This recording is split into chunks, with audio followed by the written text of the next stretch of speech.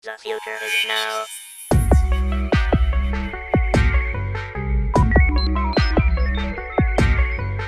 Reporting from the future. Hey guys, welcome back to the future this week. David is traveling this week, but he's going to check in with us on what we've dubbed as the selfie cam. Hey everybody, I'm reporting from out of town this week.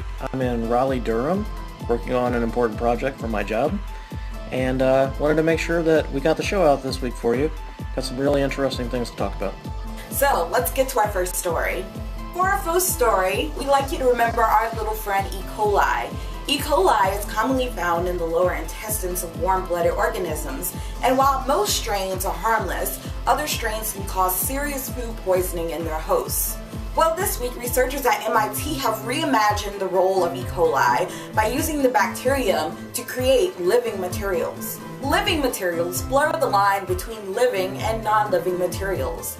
Imagine man-made materials that have the advantages of living tissue, such as the ability to heal or to self-heat. So how does this work? Researchers are using E. coli, which naturally generates biofilms that contain curly fibers, an adhesive surface fiber.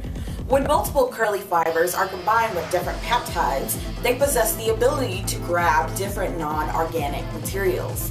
In the future, this innovation could lead to advancements in batteries, solar cells, and biomedical devices. But really, the applications are endless. So if you want to learn the hard science of this breakthrough, follow the links in the description below.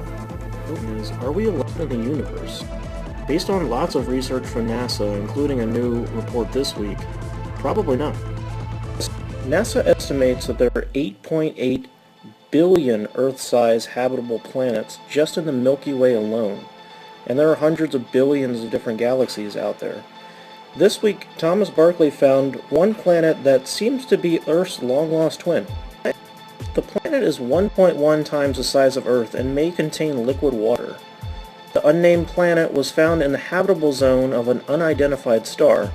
And for those that don't know, the habitable zone, also called the Goldilocks zone, is the region around the sun where it emits enough energy, light, and maintains a temperature for surface water to appear, and possibly in liquid form.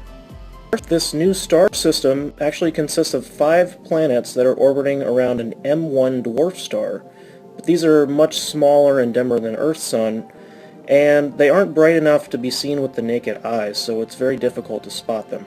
More details about the star are expected to be released by the end of the year, so check back with us for more updates in the future.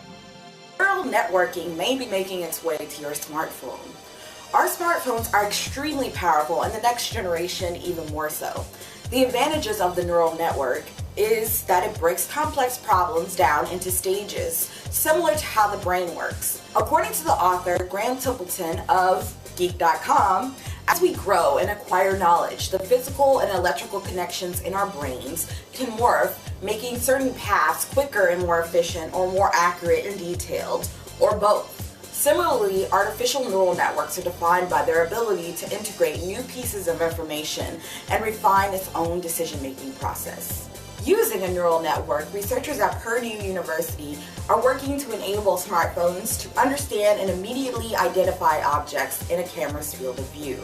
Purdue's new technology can process images more than 120 times faster than conventional smartphones processors, and performance is 15 times better with an expected 10-fold increase in the near future.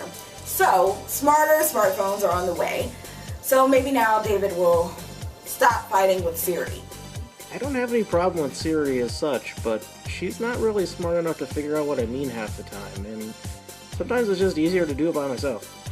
But, when my phone's smart enough to actually be a real personal assistant and it's as smart as a human being, then yeah, I'm totally going to use it. It'll be awesome.